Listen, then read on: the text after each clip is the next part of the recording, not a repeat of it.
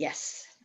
Okay, so before I start, I just wanted to say thank you very much for inviting me, and thank you very much for engaging in this process. I know this whole conversation is very difficult, and I think it's really important that we try and model open democratic discussion. And so I have a lot of respect for you for having undertaken this. It takes a lot of courage, and I appreciate it. Okay, so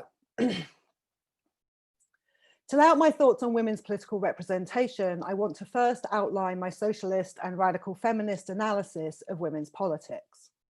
What I most want to underline is that from my perspective, feminism is a form of materialist class politics, not a form of identity politics. That is, my analysis of the position of women is rooted in understanding that female people have a particular type of body and reproductive capacity and are subject to a system of power on the basis of being female. This power structure exists because of the historical development of a hierarchical system of extraction of the reproductive and socially reproductive labor of female people, otherwise known as patriarchy. Consequently, women have a range of shared material political interests. Most obviously, these pertain to issues around reproductive and sexual autonomy and the violences women are subjected to by male power's efforts to control their bodies as a sexual and reproductive resource. This then extends to how women's labor is devalued, invisibilized, and appropriated by the intertwined structures of patriarchy and capitalism. This includes women's disproportionate poverty, the wage gap, maternity cover and childcare, the undervaluing and feminization of all forms of care labor, the concentration of women in low-paid and low-status occupations, and the way all these issues disproportionately impact working class and racialized women.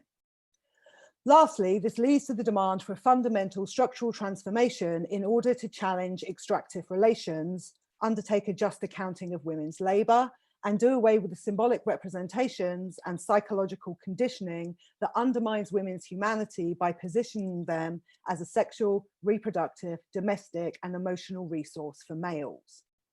The fundamental structure of patriarchal gender is then a matter of socializing women into the role of a service class oriented to male needs and socializing males into a mode of dominance and entitlement.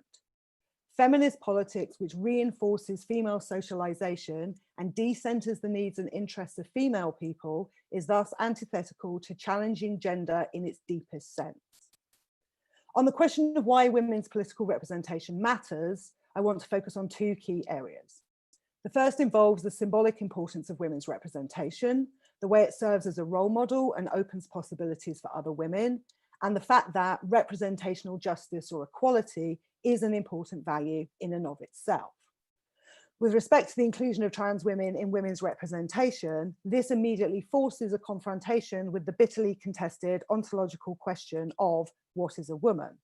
As should be apparent from what I've just said, my answer to this question is informed by materialist class analysis. That is, women are a sex class.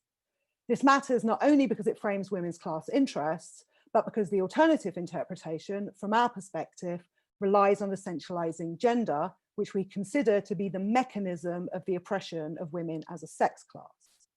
At the heart of this conflict is the fundamental question of the definition of woman being changed from a sex class to a gender class.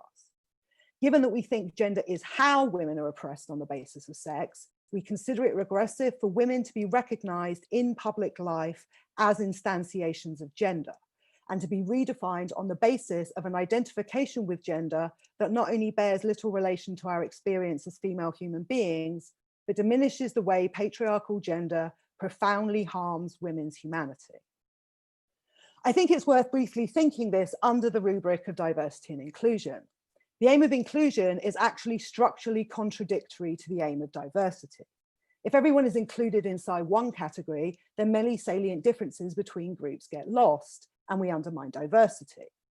Much present identity politics is focused on a possibly overstated emphasis on difference, while conversely, the relation of women and trans women is being thought under the sole political directive of inclusion, which is undermining the recognition of important political and social differences. What we should be aiming towards is a model that honors both similarity and difference. We need to recognize that female people and people who identify as women are not identical and stop trying to erase this difference in a way which many women feel is overwriting their political existence and interests. This will allow us to stand in solidarity with each other in areas where our political interests are aligned. This leads to the second area where representation matters, the expression of women's political interests. This is not simple because under patriarchy, women have the most fractured class consciousness of any oppressed group, and it is far from evident that women in positions of political authority are in the business of representing women's interests. I would hope, however, that this is less true of the political consciousness of women inside a party set up by and for women. The question then is to what extent women and trans women share political interests.